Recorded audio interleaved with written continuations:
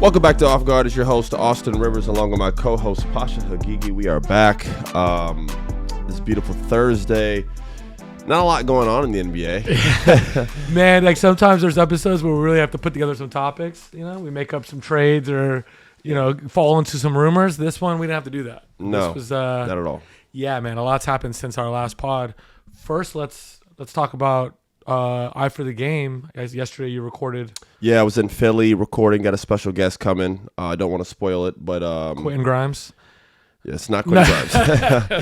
Not Quentin Grimes, but we have we got a good episode coming. I'll say that. He's definitely a star, and has had just an unbelievable start to the season. So very excited for episode 2 to come out with NBC. And yeah, just continue to build that catalog out. And while I'm having this episode and working and traveling, the amount of times I had to look down at my phone just because of what was going on just within the NBA, injuries, trade scenarios, rumors, and then we'll get into the Chris thing. I mean, it's just a lot's going on. So I don't even know where to start. I don't even know what we want to dive into first. I mean, this is... we can go with the Chris. Let's go with Chris Paul. Perfect. Okay. Okay, so we could take it back a couple of weeks. First, I went to the Magic game against the Clippers here in Orlando, and he was playing kind of garbage minutes against Jace Richardson. I felt bad watching it. I'm like, he played against Jace Richardson's father, and now he's out here, playing garbage minutes. He had to play against Jason Richardson. Yeah, had to. Yeah, of course. Yeah. So I'm thinking, man, it's like, it's tough. He's playing garbage minutes for a team that's not winning. And then a couple days later, now he kind of announces this is his last year. So you're thinking, okay, this is probably the only good storyline for the Clippers this year, right? It's been shitty with the Kawhi stuff, them losing. Their pick going to OKC, which is like NBA's worst nightmare probably. And then on top of it, I was like, okay, at least the Chris Paul thing's like the positive thing they could talk about, like this farewell tour. And then literally a week later, overnight, he puts it on his Instagram, and then obviously the Clippers announced it. Seems like he's getting released or sent home, however you want to put it. What were your thoughts when you saw that? I have mixed emotions with it. First off, I got a lot of respect for Chris Paul. Played with him for multiple years in LA, multiple years in Houston. So he's a special, talented player. Where the Clippers got a lot of respect for the organization, Steve Ballmer in particular. I think he's a great owner. I'm not saying he's made the greatest decisions, all the time, but who does? Especially as an owner. But I've got nothing against Steve. He's always just been first class with me and my family. This is a tough one to touch on. There's a reason why I had to contain myself from tweeting or making an Instagram video or one of my little walk and talk videos, which I haven't done in a long time. Need those. Need to get back to that. Yeah. Because I wanted to save it for the pod. But the reality is there are two sides of this, and whether people want to hear this is the truth. All right. I'm going to make this clear. I got nothing but respect for Chris and the Clippers, both sides. If we're going to start with the Clippers side, they are struggling.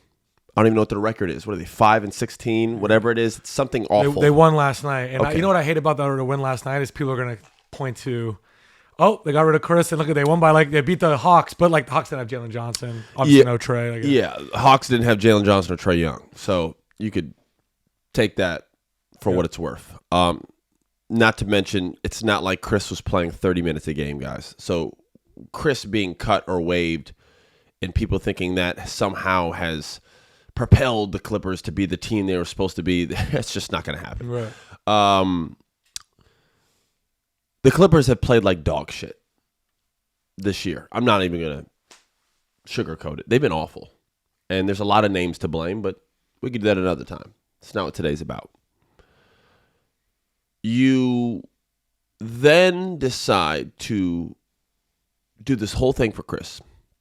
Chris announces his last year. Y'all do a tribute video for him, all these different things.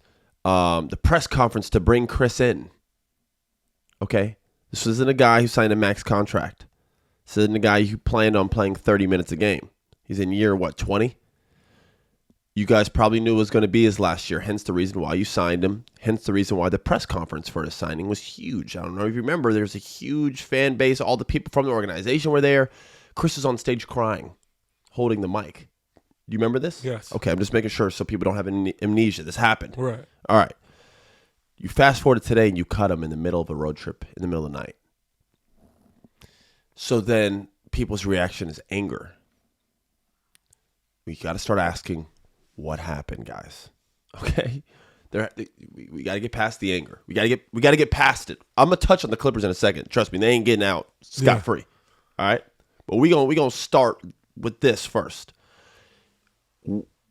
What happened? So your initial thought was like something had to have happened at an event. This isn't like we're not getting along. This is like did something. This isn't just I don't really like Chris. Let's cut him, because they knew the ramifications would happen. Right. You knew the public wouldn't like it, and you knew the spectacle of what you made it out to be. He's coming home to the Clippers. He's probably the greatest Clipper ever. So all this being put in mind and said, you cut him. There has to be some type of, well, what the hell happened? What's going on? Yeah. So then the rumors come out. Him and Ty Lue haven't spoken in 7 weeks. Okay, there's one. Then he's being extremely disruptive and holding front office management and coaching accountable. Okay, so there it is. All right, so then now we got a reason why. So then it comes down to what was going on and what happened, and was it significant enough for you guys to do this? It had to be something of significance, what was being said, because it ruffled feathers enough to where they just cut him in the middle of a road trip. They didn't wait till he got back home. They didn't wait till they were on a winning they didn't wait till any proper timing of the season. Just waited till April. Yeah. So your team is struggling. You're on the road, and then you just cut Chris in the middle of the night to the point where he feels angry and irritated enough to where he's posting now. The post of him with the deuces sign saying, "Hey y'all, they sent me back home. Appreciate, which is really an angry, fucked up way for Chris to be ending his career." Okay, and then he has the post where him, Blake, and DJ are all laughing. We got to dive into that one too. Which doesn't look good either, because that's the three most significant Clippers players we've pretty much had. And we all know what the Clippers did to Blake. And they signed him and then got rid of him a couple months later. So you can see Blake even laughing about it. Like this, they did you too. They did you too. So now there's an outpour of anger for the Clippers franchise from the fans, even Clippers fans. Not even, we're talking about just sports fans, seeing this and being like, that's not right. I don't know what he was doing. Now, I could tell you this. If you want the truth, I've played with Chris Paul. So I know how Chris is. He ain't easy to deal with. The Clippers know how Chris is too. So you knew that before you signed him. Right. Chris is a floor general. He's a captain. He's a leader. And he's a really good one, actually. That's why every team he's been on, we're talking about prime Chris, got better. OKC sucked. They brought him in. They went and they made the playoffs. Houston was good. We got Chris. We made it to the playoffs and became a very, very good team. Clippers were good. Lob City was okay. Chris came there. They became Lob City for real.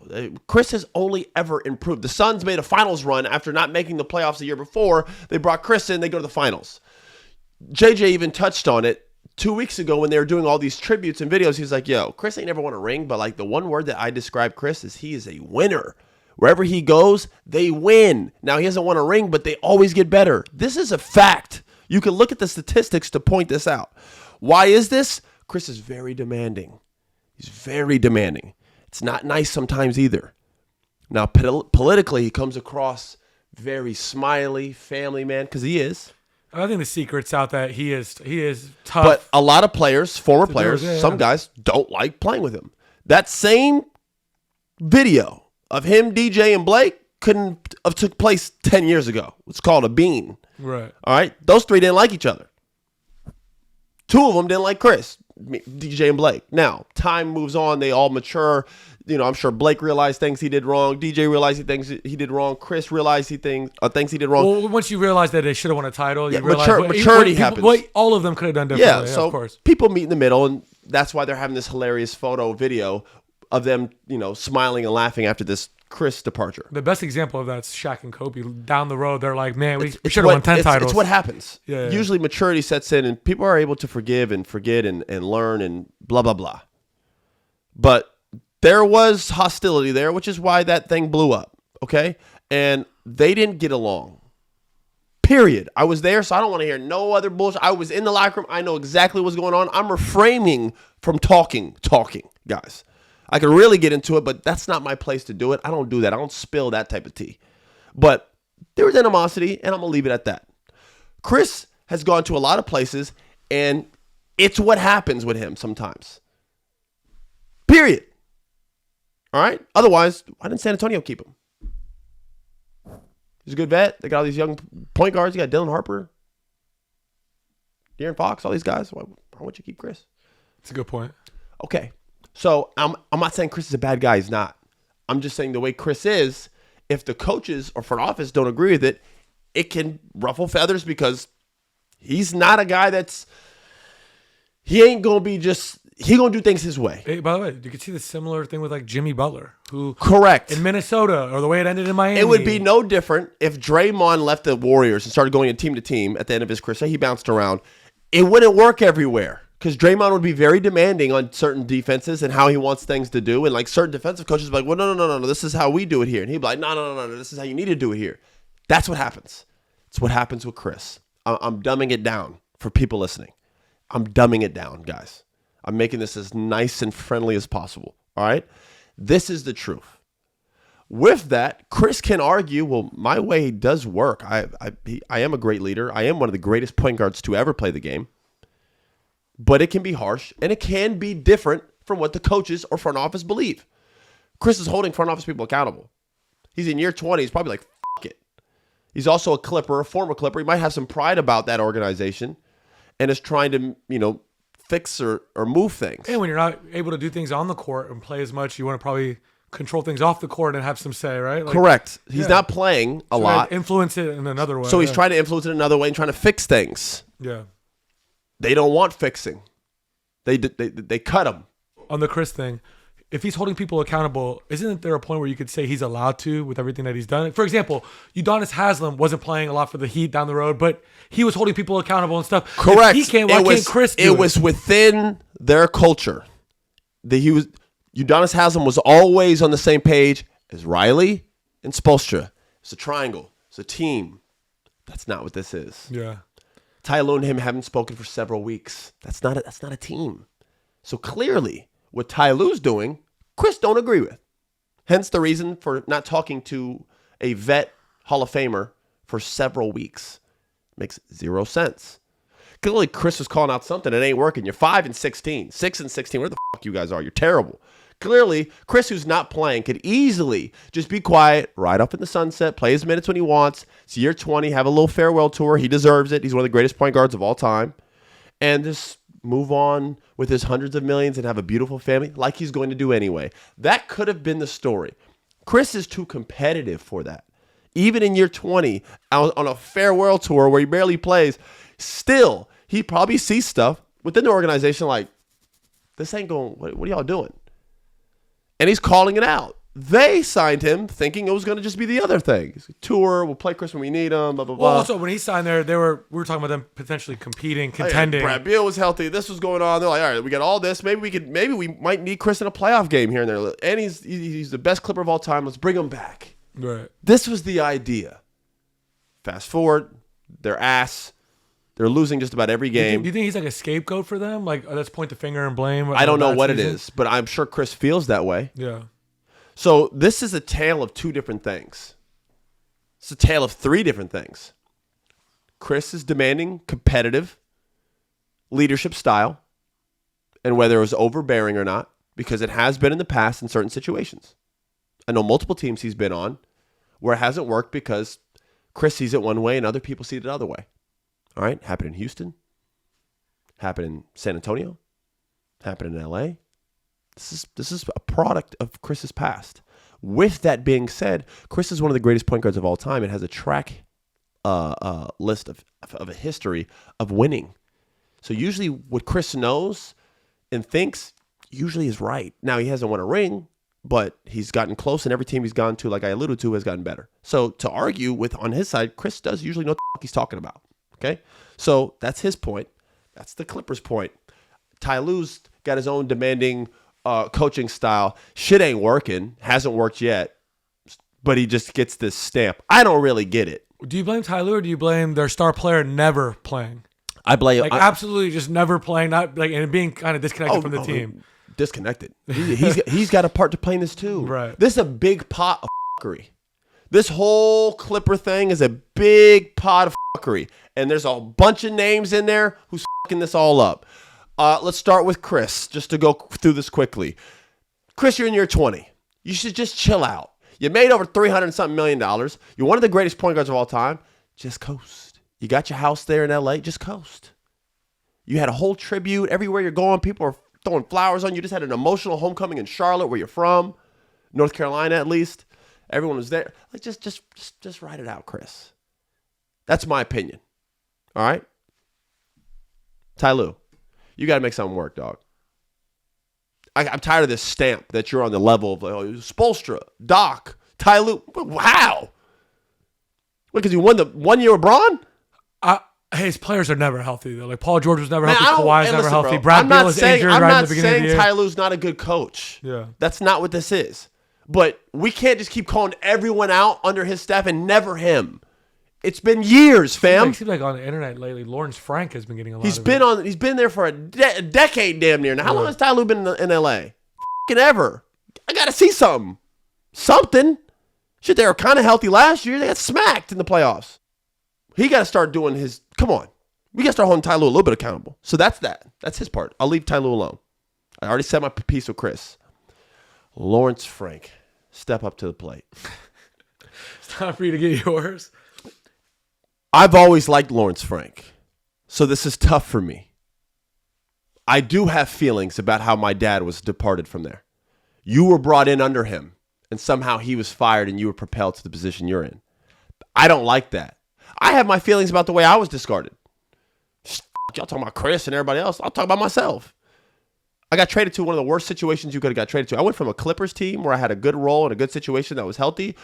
They booted me and I went to DC. And this was when DC was... a volcano about to explode.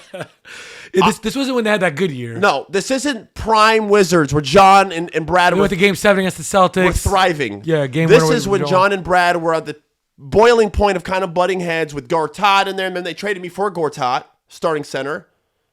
And they brought in Dwight Howard. They had Kelly Oubre who wanted to leave. Bro, that team was a shit show. And everyone knew it, and they dealt me there. I don't want to hear that. Oh, we didn't. Yes, you did. The whole league knew because we just played them the year before, and they were shell themselves of what the team that was the year before when they made this playoff run. So, and then remember all the interviews that were coming out, Gortat saying stuff, and John saying stuff, and Brad. So I knew what I was heading to. I didn't know how bad it was until I got there. And then I was like, yo, this is probably the worst basketball situation I've ever been in my career. That says a lot. I played for the New Orleans Pelicans. Period. I'll leave that at that. Right. So I got my own feelings with Lawrence Frank. But it's part of the business, and the NBA can be cold. So you can't let it get in the way of work. So I got to let things go and move on. That's what happens. I don't hold grudges. I don't burn bridges. So when I see Lawrence Frank, I do have respect for him. Especially because right now you're sitting on the benches of a lot of these teams, too. For sure. Yeah. And that I take that into account. Yeah. So when I see Lawrence Frank, I give him a handshake. There's nothing but respect. When I see Ty Lue, I give him a handshake. There's nothing but respect. Because it is real. I do have respect for these guys. I don't think Ty Lue's a bad coach, guys. That's not what I'm saying. I don't think Ty Lue should be fired. I'm saying he's got to be held accountable in some of these things. It's the truth. Every other coach does. I'm all good with that. Lawrence Frank... You can't bring the man in and then you just, I don't give a how disgruntled. You got to have a sit-down talk. Even if you've already had one, have another. Because you have to protect the franchise. Because the franchise don't look good in this regard. It can't be about winning. You guys aren't winning this year. You guys are 5-16. It ain't happening. Your team's dog shit. So whether you cut Chris or not, it's not going to make a difference. First off, it's not like he makes enough at this point in his career to where you can wave him and go grab somebody. You can't get nobody else, okay? So literally, Chris leaving does nothing for your team. So there's that. So why do it? You look bad. Like, was it that unbearable? You can't. That locker room situation, Bro, was it that bad that they couldn't bring him back? This is my only thing on this as a player's perspective. I am speaking biasly as a player for 1 second. We got to deal with playing in situations we don't want to be in all the time. I could go through every roster and I could call up players. Are you happy where you're at? Nope. They walk around and smile every day. They work every day. Lawrence, you and Ty Lue couldn't have just sucked it up. Pause. You couldn't have just got your shit together for 4 more months. You're already 2 months in the season. You're already 5, and you're already 20 games in. You're a quarter of the way. You couldn't have just sucked it up for 3 quarters and just dealt with Chris. Was he that bad? Was Chris barreling in the locker room? Like, no, man. Now, was he maybe maneuvering and scheming on the side, saying some stuff? Yeah, I know Chris. And I guarantee you some of the things he was saying was probably true. Because Chris on the side is too good. Chris ain't a dummy. Yeah. Chris, one of the most highest IQ basketball players to ever play the game. Whether you like him, you don't like him, it's the truth. He's one of the highest IQ basketball players of all time. So I'm sure he said stuff that did ruffle feathers. All right? I guarantee you if John Collins is scheming on the side telling stuff, they'd be like, shut up, John. Ain't nobody listening. You're a center. Chris doing it, the weight matters because what Chris says, people will start thinking about, because Chris does know, Chris probably going to be a head coach one day or a GM or a front. He's going to be with something. You know him. He's going to run something in the NBA. He has the background for it. This type of shit doesn't help either. That's what I'm saying. You're fucking Chris over with this. I don't like this. I don't like that you scapegoated him on this. Y'all suck. It ain't because of Chris. Give me a break. Y'all suck because y'all suck. And I got Kawhi Leonard the biggest reason because I already called him out last week. When he's healthy and he's great, Kawhi's great. I got nothing against Kawhi's legacy. I'm talking about Kawhi Clippers run. Has been awful. It's set the franchise back 20 years. It has. It's been very bad. Can you think of any potential Chris destinations to end his career? Come on, man. Home. Call it. He's done for this what? Is how you would end it? So that's why. You want Chris to go join another team, to hop on another team like, hi guys, I just got away. So he can end well. It already has ended well. It ended well for Chris 5 years ago. He's top 75. It ended when he was in Cleveland with the red coat. It ended right there. This is a stain for Chris, but it's not Chris's fault. And like 5 years from now, are they going to think about this or are they going to think about Chris's legacy? No one's going to give a fuck. That's why I'm saying Chris walk away. You actually think fans listening, you guys think in 2, 3 years, 4 years from now, 2 years from now, people are like, Chris Paul, man, oh, but what a legacy. Oh, but remember he got cut. Is he a top 5 point guard? No, he's not top 5 because in year 20, remember he got cut from the Clipper? No one's going to give a fuck about that. He's not even barely playing anyways, bro. Yeah. What are you talking about? He's like out there playing like an uncle. He's not. He might as well do what Rondo's doing right now and just go jump on a team and help out. Just go be a consultant. Yeah. Just go be a consultant somewhere and just move on. You've done everything. If like Steve Nash and all these other coaches and Derek Fisher can just get coaching jobs like that. Come on, Chris Paul's probably one of those guys. Look how the Steve Nash thing ended with the Lakers. Yeah. Did the Steve Nash Laker era go well? Or even Carmelo like bouncing around. Dude, Carmelo's end of his career. Enough time to pass by where we're like, no one cares. You look at it, because everyone cares about the bulk of Carmelo's career, and everybody cares about no one talks about T-Mac on the Pistons. No one cares about T-Mac on the Spurs.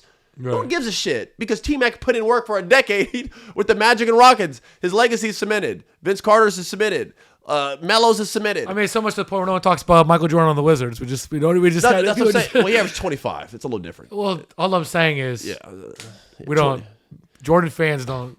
No, but that's not what we bring up. Skip over it. You bring up the greatness of them. And that's exactly what we're going to do with Chris. And there's multiple teams that do it with Chris. Chris was great with Phoenix. Chris was great with New Orleans. He was great with LA. 2 games away, 2 wins away from the championship. From a championship, okay? Yeah. So he's been great for like 4 organizations, Clippers included.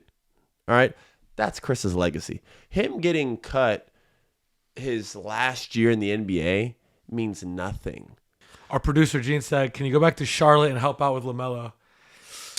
That could be something too. No. That's actually a great idea, Gene. Shout out to our producer. That's something that you can do to repair. Yeah, but you have like Knipple hooping and everything. Do you really bring in another, like, I just kind of, I don't know. You're speaking from Charlotte's perspective. Yeah, like. That's why I don't like this from the Clippers, because you're f***ing a man over in his image. I don't like this. Yeah. You don't cut him now because it makes him look funny. It makes him look like, man, Chris is really just a problem. It makes both parties look bad. Everyone loses. Everyone loses. Why do it? Your team's already losing anyways. You guys suck. Why are you doing this? It makes zero sense. I don't like it. And I don't want to hear, well, Chris was difficult to deal with. So what? All right. We spent a lot of time on that. We got to get to the Giannis part of this. Listen, the Giannis part, guys, it's just sad. Well, first of all, this has happened before with him, and then he restamps his loyalty to Milwaukee. He's been loyal through and through. So we don't. I mean, how much of this is even gonna be like him actually getting moved? He could just stay there. It's happened before. They just signed Miles Turner to this big deal because they thought they had Giannis. You know what I mean? He matches only for Giannis. He doesn't match a team without you. You know what I mean? Like, it's a perfect fit for Giannis. That's why they have him. I think you agree with me when I say Giannis could leave if he wanted to, and he already won a championship for them. He's been loyal to them for over a decade. Like, people wouldn't be mad. You know what I mean? Do you think this is the time, though, like, finally? Because he did that Instagram scrub where he deleted a bunch of stuff. Very strange. Losing. Yeah. Very strange. I didn't like that. I don't like the I don't like when players like do subtle, like subliminal moves to where people are like, why is he doing just you don't need to scrub your Instagram. But it's hard to say anything negative about Giannis. He's just been so great for the franchise. He's held it down there. He got them a ring. He has fought tooth and nail, whether he's had help or no help.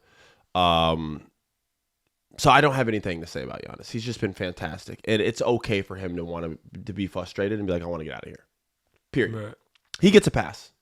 Guys like that get a pass. When you've won a ring for a franchise and been there for over a decade and held it down in one of the smallest markets in the league, for a guy who could go anywhere and have the moon, you get a pass to do whatever the fuck you want. Especially when in the most unprofessional thing he's done is scrubbed his Instagram. Come on. He's been fantastic. He's been a spokesperson for the community. I got nothing negative to say about Giannis. He's just been a pillar of what you hope every superstar in the NBA is. One team, held it down, competitive, works, no drama, and got a ring. If he's at this point in his career where he's got these next 4 or 5 years of his prime and he wants to move on, like, let me get a chance somewhere else, he's earned that. I think it's fair to say it's the second half of his prime. And second he probably half, knows that. He's okay to be able to move on. I don't think anybody in Milwaukee has any ill will either. Anytime these rumors come out, people are more sad, like, oh, he's leaving. Not mad. There's a difference. There's a difference between your star player leaving and the fan base is like, f*** you, versus, gosh damn it, Giannis is leaving.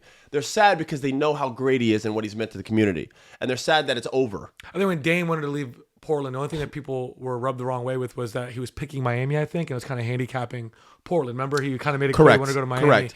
So that just made it trickier for Portland to make a move. Correct. You know, when he picked the place. Yes. But other than that, yeah, it's like the Dame situation where, hey man, this guy's done everything he could. Yeah. Crazy moments for the franchise. Correct. I mean, Giannis had a 50 ball to win the championship. That's something that you can never take away. What do you want from him? As far as fit, if it were to happen, because like I said, I still lean towards his injury. His injury. Well, yeah, I don't know if that ever came out. We don't know what's going on with that yet. I had a late call from my brother who's on staff. I missed it.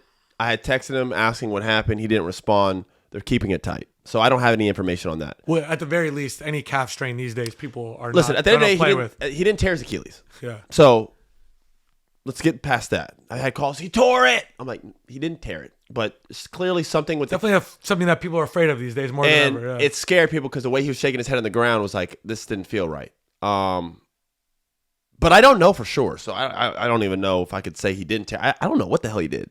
It was a non-contact injury, and it looked weird. Just it looked like what Halliburton or Tatum. You saw those. They stepped, and it was just like it just happened. Let's pray for Giannis and hope that's not the case. But we haven't heard. Usually when it's a tear like that, it's announced that night like he tore it. The fact that there hasn't been an announcement on it lets me to believe that it's some type of strain somewhere in that calf. He ain't gonna be playing till that thing is back and healthy. With the history of what the calf injuries have led to with torn Achilles, I ain't expecting Giannis to be playing anytime soon. So at least 2, 3, 4 weeks, this guy's going to be on the sidelines, probably getting that leg to 100% before he's like, I'm playing again. I mean, he just saw Damian Lillard hurt his calf, and then what happened Every to him, player who's had a calf injury and played through it has torn their Achilles. So he's just like, I'm sure he's like, I ain't doing that. Where he fits at, I don't know, anywhere. You could put Giannis on the UCLA Bruins, and they compete in the East. All right, that's how good he is. Right. He's one of those. He's like Nikola Jokic level player. We're talking about a top 3 player in the NBA, guys. Yeah, there's some players that are just good, and there's some people that like raise a team, like what Cade can do for the Pistons. He's at a level where whatever team he goes to becomes competitive right away. Right. I don't give a what you trade him for. You could trade him for the moon. Half the team, the rest of the team with Giannis is competitive. Now, are they going to win a championship? Maybe not, but they will. They'll compete because you got this guy. He's a force. He's like bro. There's only like 2 or 3 guys in the NBA that could do this. Might be 2. Because even Luka missed the playoffs with the Mavs. No, that's something. Giannis ain't missing no playoffs, fam. Yeah. Not healthy. Right. Giannis and Nikola are the 2 greatest players in the NBA, and they have been for a while. You put them on any team, they're competitive. You don't throw SGA in there? Put SGA third. His team's too damn good, guys. They're too good. And before, when they weren't as good, they didn't make the playoffs until they had Chris. Now, a caveat to that would be, or a response to that would be, Shea wasn't Shea yet. Yeah. He was young. We haven't seen a player go from which is fair, so much better during his career. Which is fair. It's a fair point. But since I haven't seen it, I'm just going to go off what I've seen.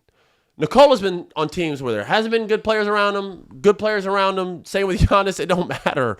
Whatever team they have, you could throw Giannis and Nikola on any team in the league, they go to the playoffs. Shea, I could put in that group, but I haven't seen it. Shea's team is so good, it doesn't make sense. Yeah. The cast, he don't have to play and they win. And skinny Luka's, we have skinny, healthy Luka. He's up there too. Yeah. But that's the 4. But the other 2 are out in front. Nikola and Giannis are out in front. That's it. So where he fits, anywhere. It's just a matter of what can you get for him. Everyone's been talking about how the Spurs have so many young assets and picks. How would you like him and Wemby together? Like, I've heard Magic, a couple names. You know what else I've heard too? How would you feel about the Hawks for Trae Young, Jalen Johnson, and Giannis? You're saying Trae Young and Trae Young, a package with, because the Hawks have, I believe, the Pelicans pick, right, for the Derek Queen trade, unprotected. Pelicans pick's going to be really good this year. Jalen Johnson and Giannis on the same team. No shooting. I don't love it. I like Giannis with shooting, but I would like Giannis with like one other. Like I would like him with. Okay, I saw one for. Obviously, everyone talks about New York, right? You don't think Paolo? You don't think you could be like Paolo and Anthony Black and De Silva for Giannis? No, the Magic don't give up all those players for Giannis. You have to understand too, like Giannis is.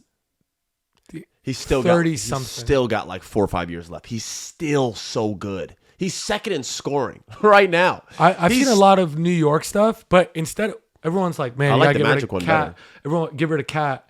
I'm thinking, what if he played with Cat the way he plays with Miles Turner, like the best stretch big in the NBA? Cat. And they had to trade Brunson, which I don't know if they would do. But Brunson and Giannis together, I think that's more of a Dame. Work. That's like a Dame Giannis. I would look at it. Giannis is that good. The people are iffy about the age. People are like, what about Austin Reeves for Giannis? Because there's Luka and Austin Reeves overlap. Straight up. What are you talking about? No, obviously a bunch of other What band is coming with him? What are you talking about? Austin Reeves for Giannis. Austin Reeves. I just saw it online. No, I'm just naming the things I've seen online. Austin Reeves in a community of who is going for Giannis? Yeah. It's that's the other thing about Giannis. He's so good that what you have to give to get him, you got to clean house. It's like, and people look at what happened with Shea and the Thunder. And people look at what happened with Phoenix, and people look at what happened with the Brooklyn Nets and the Celtics. There's a history of cleaning house for a star, and the shit don't go well. That's why I named the Spurs, because they could trade like a Castle or Dylan Harper and still have Wemby and Giannis. Yeah, and that's why I think about like the Hawks. They're winning without Trae Young. All right, Milwaukee, here's a picks and Trae Young. You can start over with that. Yeah, and still keep the team they have. Nikhil Alexander-Walker, Jalen Johnson, all these people. Like that's what everyone's saying. I'm not taking the credit. That's not bad. I like the Hawks situation. I understand the Spurs. I understand the Knicks. I understand the Magic. By the way, can I say something really quick? The Celtics are starting to be like kind of good when they're not supposed to be. Are you thinking about now if Tatum comes back, would you play? If I'm Brad Stevens, I got to bring the cereal stainer in the office. And we got to have a talk. I'm going to keep 10 feet of him so I don't stain my suit. But if I'm Brad Stevens, I'm bringing the stainer in, and I got to tell Jaylen Brown, cut it out. Why are they so good? You're out here killing. Did you see him last night? This guy's just fade away and dunking on people. And I mean, we always knew Jaylen Brown was nasty. Obviously. But yeah, I'd be like, easy. It's crazy how good. We're trying to. Because in the beginning of the year, we were like, Jayson Tatum should not come back for this team. Now they're like, the East is wide open and the Celtics are pretty good. Like, yeah, you get Tatum back, things get a little shaky. I still don't think. I'm on record. There's no way he comes back from No, they wouldn't even say that. It's like he's too important, and it's not even about the team. Brad Stevens is one of those guys. Like, first off, they got a ring, guys. All right, so it's not like they're this looming gorillas on their shoulder. They haven't proved. The Celtics got one already. This whole cast got one. Right. Let's get our guy back.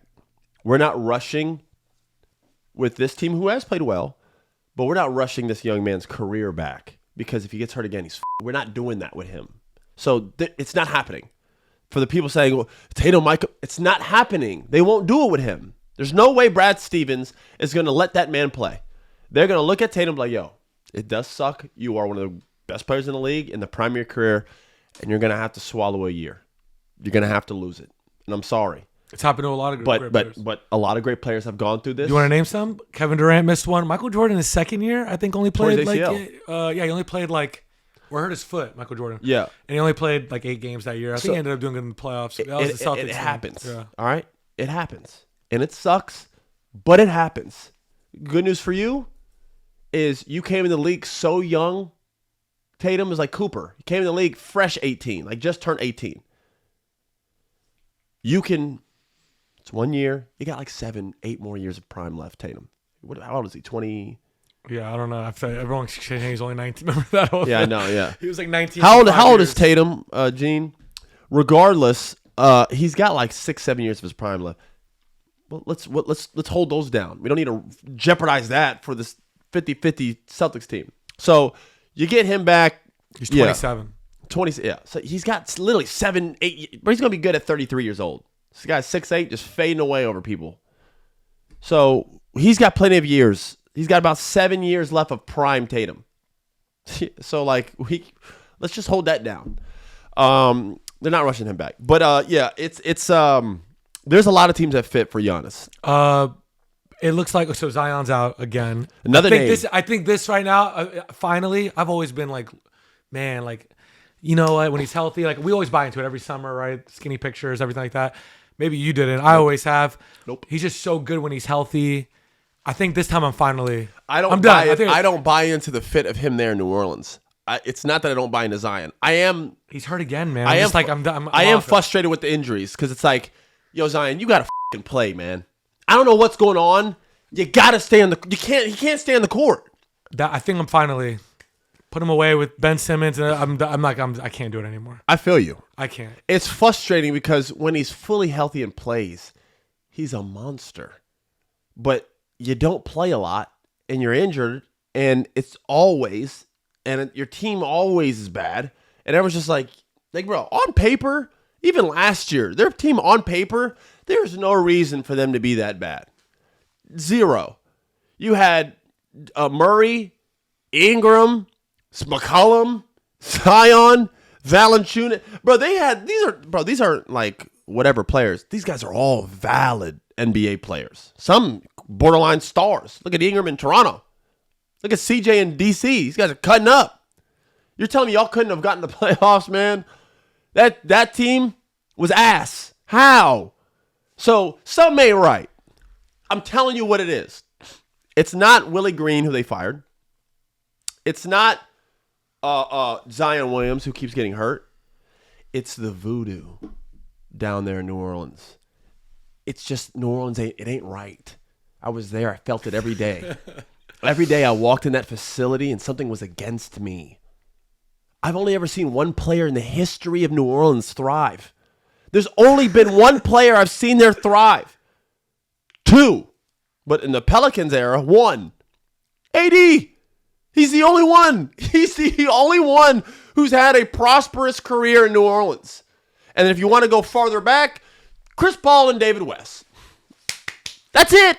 Everyone else that goes there, their career goes, whoop, and then they get out and they end up balling. Even CJ McCollum right now hooping. CJ McCollum is out there looking like what? Now he's over there 40, 35, 32. Brandon Ingram's over there f***ing all-star hitting game winners in Toronto. The team's supposed to be bad. They're decent. Yeah, actually better than decent. They got a really good record. He's the best part of the team. Bro, it's the end of the game, 90-90. Quickly's bringing it up, who's a scoring guard. The guy loves to shoot. They give it to Ingram and move out the way. That's how he's playing right now. That's what I like about having a guy like Scotty Barnes be maybe the best player on the team is he doesn't need to take the No, he's like, I'll do all the other stuff. Yeah. I'm going to get my 20 and 10 and 7 throughout the game, but game winner, give it to this guy. He's going to get to a spot. He's their Joe Johnson. He's their closer. He's going to raise up and just shoot a faded midi over someone ball game. Yeah. And he's done it. Glorilla's on the side cheering him on. It's a beautiful thing. They got everything going on. You know, I watched the Hornets play, or the Pelicans, I'm sorry. I watched the Pelicans play the other day against the Timberwolves. They blew the game. They should have won, but I watched Jeremiah Fears, Derek Queen, and Trey Murphy. And I was like, you know what? I'm glad you touched upon that. And I was like, you know what? And they were hooping. And I was like, you know what? Maybe it is time to get rid of Zion. If I'm them, I'm like, I have these three right here. They're all young. They're all really good. Yeah. I mean, listen, they have a good restart. So whatever, I mean, I saw reports yesterday. New Orleans is open for all consideration. It was like the first decent offer. I was like, okay. Yeah, I don't like that. You're starting to Dylan Brooks. You cheapen him. We'll trade him for anything. Everyone's like, why are we doing that? How bad is his injury? What's going on? Like, I don't like that either. He's not a bag of chips. Zion Williamson is a 20 and 10 guy. We don't just anything good. Have him. I'm like waiting for them to come out with the Dylan Brooks thing. Like, New Orleans is going. We are no longer going to be a part with Zion. He has played his last game. He's played his last game for New Orleans. I'm like, man, oh man. Hire Lawrence Frank, cut him. I'm just kidding. But no, that is yeah. New Orleans is in a situation where it's dark. Again, I can make jokes about the voodoo, not the voodoo, but like the energy down there. I don't even know what voodoo means, honestly. I think it's a New Orleans thing. It's a New Orleans thing, but it's more like witchcraft. I don't know anything about that stuff, but so I'm not going to touch up on that. I was just making silly jokes. I don't actually believe or not believe in that stuff. I'm not superstitious. I'm a little stitious. I just think you want to not. How about this? You're neutral on the subject. I am neutral on the subject. I am not neutral on the fact that I don't think New Orleans is a great place for basketball. I don't think it is. They don't have a culture there. It's never worked. There's only been a few players that have thrived in New Orleans, and as soon as they left, have gotten better. There's only been a couple players who have thrived there. Everyone else, it doesn't work, and they leave there. But as soon as I left there, I just started. It just happens for everyone. Dyson Daniels literally was talking about last year. He's like, yeah, I don't know what's going on down there. But as soon as I left, I just started playing. I don't like it there. It's real. I promise you it is. You feel it when you go back to play there on the road. You're like, ugh, God, I remember playing here. This culture. People don't go there to watch the New Orleans play. They go to watch whoever they're playing against. Bro, you should see when they play the Lakers. They're there to see LeBron play. They're there to see whoever is the star. That's who they come to. Luka, Wemby. They're there to see him play. It's not a culture for basketball. It's a football city. It'd be like Alabama having an NBA team. They don't want it. They watch football there. New Orleans is football. LSU, Saints. That's what NBA don't need to be there. They need to take that team, grab it, throw it in Seattle. They'll sell it every game, and they'll be passionate about their basketball team. Guarantee you. And they got a good startup. Fears, like you alluded to. Murphy's still young. Very good wing. Actually, he's expanded his game. Starting to get a little stuff off the dribble now. And then you got Queen. Big steal of the draft. Right. Guard, wing, big. Handling big, too. Yeah, like you have everything. No, you have the 1, the 3, the 5.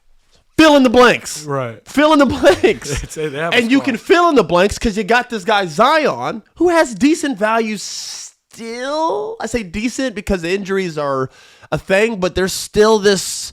He's played so well when he is healthy. There's still a hope. Well, what if we can fix him? Because that's a thought. What if we get him out of New Orleans? What if we get him out of that culture? We've already alluded to how many players leave there and it starts going upwards. What if we get Zion here and it's a fresh start and he's excited and he wants to do well and he's tired of people? It can happen. Right. So there's still value with him. So you trade him and then you fill in the blanks. Great restart. I don't like New Orleans for basketball. I don't have a problem with New Orleans as an overall city. The people there are very friendly, very nice. I just don't think it's a basketball city. And I think it's just there's a energy there. It doesn't work. And yes, I am jaded. I played there. Shit was ass Hole. It was awful. So, yeah, I feel that way. But, yeah, they got at least a startup with the young guys. It's a weird time because we don't know what's going to go happen with Trey. We don't know what's going to happen with Giannis. We don't know what's happening to Zion. There are multiple names right now. Ja, Trey, Ja. LaMelo. I saw a report that said Trey, Ja, LaMelo all are probably going to get traded. And I saw someone say for each other. I was like, what is this? No, people are talking about LaMelo. Yeah. Because people are looking at tweet? this. People are looking at this. Listen, that also went kind of viral. My LaMelo thing, where I was like, I got to see you propel. Yeah. We can't keep putting you in this top point guard category. And, man, LaMelo is so nasty. If you can't, you got to start propelling some wins, big dog. Like, I see all the other good point guard. But Cade Cunningham just puts Pistons on his back every night. They're fun to watch. Did you see how he closed the game the other night? Come on, man. Smooth with the spin operator. That was crazy. The fact that they play that every time he scores is just smooth operator. They just came and just took PG's whole thing. Like, grab that. Because remember, that's what they used to do with his mixtapes? Yeah. I mean, yeah. Cade is... That finish was reluctant when I got my NBC schedule for games. I saw in the beginning I had like 3 Pistons ones. I was like, you thought it was like I'm just like, I'm so used to the Pistons being the Pistons. I'm like, bro, I gotta watch the Pistons play. I watch this team play. I'm like, I could call their game any night. They play hard as fuck. They're well coached, and Cade is must watch. And you'll have a slice of Little Caesars pizza. Like a little Detroit style pizza. Doesn't hurt nobody. They're fun to watch play. And that dude, Cade, I mean, you know how high I am on him. He's top 5 player in the NBA right now. Player, not position. Player. Cade. They got one. I didn't see that out of Mount Verde. I knew he's good. I didn't know he could do this. I didn't know he was this good. And it's always tricky when one of those guys like him, like the best player in the country, go to Oklahoma State, who weren't that in contention to win the championship they weren't that that year. great. So I didn't see it. And then he's at Mount Verde where he's with 7 other great players, so they're beating every team by 60. I didn't see that. Right. You know what I'm saying? I don't even think you knew he was a point guard, right? Bro, I thought he was like a okay scorer wing. Yeah. I had no idea Cade could pass. I didn't know he had the IQ. Bro, this motherfucker coming down like spin moves, just slice it through paint, dime, on layup, dunk it on people. Bro, he's a whole different I didn't know he's a 3-level scorer. Bro, he's literally a top 5 player in the NBA. And right now, he's cutting up. He's cutting up to the point where Detroit, I love you, the fan base was kind of dead. I even with the new arena, even last year, Cade, I called the first game one of their first games of the year. It wasn't packed. This is after they just had a great playoff run last year. They've been hooping so well with this run and Cade, but they got the culture back. It's coming back. Cade and Jalen Duren will both be all-stars. They have Holland and Isaiah Stewart, who almost got get into a fight back every night. Ivy's explosive. They're definitely a team that you don't want to play. No, sir. No, sir. You don't want to play them first. That's a team you play first round, you got a problem. You got a problem on your hands. Yeah. You got a game 7 is coming. If you're like a top tier team, if you're like the Cavs or Knicks and you run into them first round, you're like, yeah, they're definitely not running to them in the first round. No, those teams are going to be record's too high, so that's going to be like an Eastern Conference Finals matchup. But like the Pistons are back, and the culture's back. It's just you could see it. You could see it in the arena that night when he knifed through, and the crowd's just up. Like you look at the people's faces in the crowd, they're all high fiving each other, like we got us one. Yeah. And when they say we got us one, we got a superstar. And guess what, Pistons fans? You guys are going to be good as long as he's there. You guys get to enjoy a good team play because you can't be bad. I'm told you, he's one of those guys. You put on a good team, they're going to be good. Cade's one of those dudes. I left him off the list. Said Giannis and Nikola. Because it's new, right? Like two years ago, they lost 20 games in a row. Correct. So I'm being cautious about just throwing him in there. Giannis and Nikola have been doing this for years. But in terms of right now, Cade isn't one of those guys that, like, you put him on a bad team. You put Cade on Charlotte, they probably go to the playoffs. So is he, I feel like this is going to be a stupid question for you, but I saw this before online too. Starting point guard for Team USA 2028, Halliburton or Cade? Because people think the way Halliburton plays with other All-Stars. I saw that. I'm gonna let you move on. Let's move on. That's a different question. That's why I prefaced it with I Come feel on, like man. you're not gonna like that and question. I would have Halliburton on the team. Yeah. Best believe that. Yeah. That way I can bring in a point guard off the bench. He's not starting over Cade. Listen, I knew you were gonna say that. I just First had to off, throw it it's up not there. a slight. I'm saying Halliburton should be on Team USA. I'm literally saying Halliburton, you're one of the best guards in the NBA. So this ain't a slight because I didn't say Brunson or LaMelo or Ja or all these De'Aaron Fox. I didn't say any of these. Jamal Murray. I didn't say he's Tyrese Canadian. Maxey, anyone else? Tyrese Maxey. I didn't say any of those. Tyrese Maxey's. First off, we got to talk about him in a second. No one does. No one talks about Tyrese, and he keeps having 30-something each. He's averaging 33 a game. He's like third in scoring, and no one's talking about it. No one talks about it. Most underrated guard in the NBA for sure. It's not even close. Yeah. He has 30 every night, and no one talks about Because Tyrese. all they talk about is Joel Embiid. Embiid and Paul George is hurt. It's always the cloud of Philly not achieving what they're supposed to because their roster is so great. And all these guys are hurt. And guess who's just keeping them afloat? Tyrese is out there playing 1-on-5 some of these nights, just 45 to propel a team. He had 50. So he had 40-something the other night. They lost versus the Hawks. They're only in the game because like Tyrese is walking around like this with the whole team on his back. Right. We got to start giving some flowers to Tyrese Maxey. He's first off closing it. I mean, he's probably not going to start because they got Cade. He an all-star for sure. No, the starting backcourt would be Donovan Mitchell, Cade. Tyrese Maxey coming off the bench. Yeah, He's for sure. For sure an all-star. We talk about USA team 3 years from now. Tyrese Maxey on that team. Those are my three guards right there. Tyrese, Cade, Brunson. I'm sorry, Halliburton. You got to have Halliburton.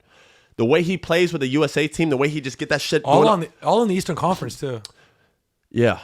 Well, that's because our Western stars are older. James, it's past that time. Steph Curry, it's past that time. Chris Paul, we know is old. All of our stars out there are old, and then the other ones are not from here. Luka's foreign. Shea is foreign. Jamal Murray's foreign. I mean, that's just what it is. Yeah. All Eastern Conference guards. It's the only ones we got. The only Western Conference guard that'll probably be on the USA team is Ant. And if Book wants to Book. Right. That's it. Ant and Book are the only two guards from the Western Conference that'll be on the USA team. After that, that's it. Wings, Cooper will definitely be on that team, 100%. Not to mention he's a young, talented player, and he went to a school called Duke. If you don't think he's going to be on the USA team, you got nothing coming. If he continues to play like he's doing right now, he's second. He's leading the league in scoring, or rookies in scoring. He's right behind Knipple. He's closed the gap, though. Knipple was the favorite for Rookie of the Year because he's playing so well. After day one, it was VJ. And we were ready to give him the award. I know. But that first game, I was like, all-star? First year? Maybe. 60 games from now, Cooper's, the way he's catching up ground, he going to go get that. I think bro, if you look at the stats across the board, Knipple's leading the rookies in scoring with 17.5. He's at like 17.2. But then if you look at the rebounds and assists and steals, and plus, Cooper's like on every single list. And he's Cooper flag, and he's the number one pick in the draft. If he continues to just do what he's doing right now, I do believe at the end of the year, he runs that down, and they just give it to Cooper. It will be close. It's going to be like that Chet Wemby thing. Like, yo, Knipple, if you were in any other draft class, you probably would win Rookie of the Year. Not this one. I think Cooper does run that down. I do believe that. But it's close. And Duke having both of those guys last year. Yeah, just tells still you how. Still bothers you. I think once a pod, we should bring it up. It does bother me that they lost to Houston. Okay, well, Houston's good, but Duke was better. Houston is good, but they're a good team. There's not one dude on that team that you look at and you're like, nah. Like, we should have won. Knipple and Cooper on that team with the big from Phoenix. We got to run that down, fellas. Not to mention, we are up the whole. I'm having a good day. That'll take care of itself. But anyways, yeah, just funky time in the NBA right now. A lot of uncertainty, a lot of rumors. I don't think it's going to slow down either. For people who are tuning into the NBA right now, it's a good time. Well, I think the next storyline, reality TV show time. The wrap up with this is Oklahoma City's like out of 23-1 or something like that. It doesn't, and if you look at their schedule, just look at it. I don't know when they're supposed to lose. Besides maybe some of the Nuggets games, it's gonna get ugly. It is gonna get ugly. I don't like it for the league. But I have a question, Austin. You don't have them as good as the Warriors in 2017. You don't have them. I think this is more about the. This is more about like the NBA doesn't have that many good teams, Austin. I think it's more what it is. I beg to differ. I have the Warriors with KD winning. It would be a battle. And you think this is an all-time team? Their depth is unbelievable. I've never seen a team this deep. I think they're the most. Have you seen the joking around? They could trade for Giannis and not lose anything. They could trade. They're the deepest team the NBA has seen, and I don't know when, maybe ever. Yeah. I've never seen a team have 11 great players. They have 11 good players. 11, maybe 12. But they subbed in a guy the other day. I've never heard of him. He comes in and like does a crossover, first dunks it. I was like, who the is that guy? He's playing against the other guys in practice. Yeah, he doesn't have like they have so many good players. Most of them are just sitting there on ice. Could probably play 30 minutes a game at other teams. One of their guys that missed last year and this year he has testicular cancer, Topic. He's another guy that's gonna be really good too. Yeah, it's Jesus. I didn't even know that. That's tough, man. Yeah, bro. Wiggins is a starting small forward on like 80% of the NBA. All right, they got guys that they don't even use. Who the is AJ Mitchell? Where they find the AJ Mitchell kid from? He's a hooper. Just putting in work every game. Yeah. Like, but they got so many players. So people are like, Warriors' best team. The starting lineup is it's very strong. The boy's going to go to that bench and it's going to get a little weird. And is OKC allowed to like play physical and scrap with the Warriors like that? They get away with like, bro. If you the way they defend, the way they'd be on Steph, just switching everything. Steph would be coming off Dort harassing him, then Caruso, then he'd come off in Case and Wallace, then he'd come off in Jalen Williams. Like, bro, that team is ridiculous. I'm just saying for people thinking like. Thunder not, bro. Hey, listen. If you watch any OKC game, the first possession on offense for the other team, they realize it right away. They're like, "Whoa!" Oh, they start going backwards. No, like by half court. Yeah, they're like at the line. Like, what is this? They are very, very good. All right, to the point now where we got to start comparing them to the other great teams in history. I now, don't see how they're gonna lose if they win another one. If they win 2 in a row. We got to start having these freaky conversations. What are we getting ourselves into? Not to mention the pick is coming. What pick do they get? If they get a top, I think it's top 5 protected. They can't. No. That's unprotected Clippers. If they end up getting Boozer, I'm gonna throw the. Well, are you still high on Boozer? Because I thought you were in a group chat where you were like, no, I said the opposite. I said his game will translate. I said sick of the non-translate. I said Our boy the other day texted us. Said he's got a motor. Our boy the other day was like, I don't know, man. So there's guys in the league who don't have half his skill. And just have a motor, and they have a good role. So the whole translating thing, he's got size and a motor. That already puts you in the NBA as someone who could do stuff. There's guys who just Hardenstein is literally in the NBA because he plays hard and he has a good motor and he has good feel. He's an $80 million player, man. So off the bat, that's what you're getting. Then you had the fact that this guy's hitting threes, doing sky hooks, got a little bit of post work in there. Might not look pretty all the time, but he gets it done. His numbers don't lie. To the delusion, I'm sorry, I forgot we play in this NBA where there's all these giant shot blocking bigs who are going to guard Cameron. Psych. Who are you talking about? Wimby? Who else is down there? Chet? Keep going. Who? Right. Who? He's going to come into the NBA and he's going to have an immediate 15 and 10. Did you see Mikal Brown's dunk last night? With the left? What is that? Someone like tore his ACL trying to block him. Hope that guy gets better. Yeah, he is. I think he goes top 3, man. I think because it's so not because funny. he's better than some of these bigs. It's because that's the kind of guard that changes the game, like Cade. Yeah, that's what the NBA is going towards. Yeah, he has that. They do a little bit of everything. Yeah. He is so skilled, so that's what turns people on to his ability to be able to affect the game in multiple ways, like you just alluded to. I had a close friend of ours. His name starts with a B. He literally, for those who, and ends with a K, and it rhymes with rock. He literally goes, I like Mikal. I don't know how athletic he is. Like, can he dunk? I go, this is like a week ago. I go, have you not seen him play? I go, do you not see him like finish over people with the leg? He goes, yeah, but I haven't seen him like, can he dunk on people? I go, yeah. I mean, did you not watch him in USA basketball? Anything? I was like, he's actually. He's like, well, he was never athletic. I was like, bro, that whole thing was debunked. His last 2 years in high school, Mikal went from like this undersized skill guard to like this lanky 6'4", 6'5", who can kind of pop off the ground. He just punched on a whole team yesterday. And by the way, like it's the same way I've seen like Halliburton's highlights in college or sometimes in the NBA where he'll dunk on somebody too, or Cade will dunk on somebody. Surprise you. They're not like. Sure, they're not Anthony Edwards. Yeah, you don't have to be Ja Morant to be athletic. Yeah, like, but they do so many other things, and they can jump, and they can dunk that's on what you. It is. That's what it is. Exactly. Yeah. Like you don't have to be Ant or Ja. Did Derrick Rose ruin the NBA for everybody? Like, yeah, there's guys like that, yeah. and like that's the standard of athletic. No, guys, those are like the 0.0000001% of the 1%. Like that's not real. Who are the 3 best point guards in the NBA? SGA, Luka, Cade. Yeah, none of them dunk on people. They all control the game and they're really good. Cade will punch on you, but the other two right, don't. But they're not known for it. That's what I'm saying. Shea don't dunk on nobody. What I saw from Mikal, that dunk yesterday, he's already above those guys. Yeah, Maybe my goodness, bro. So crazy. Yeah, he's talented. Peterson is a scoring machine. Yeah, he's just been injured. I wish we could see more. But when he was playing, he's averaging 23 a game, though. Yeah. He's just filling it up. So you got him. Caleb Wilson from UNC, the big. He's good. Wilson. He had that dunk where he did the sweep through and punched it on his head. The whole NBA was like, this dude's a freak. Yeah. He's good. There's like 7 of them, guys. So it don't even matter what pick Thunder get. They getting somebody. Right.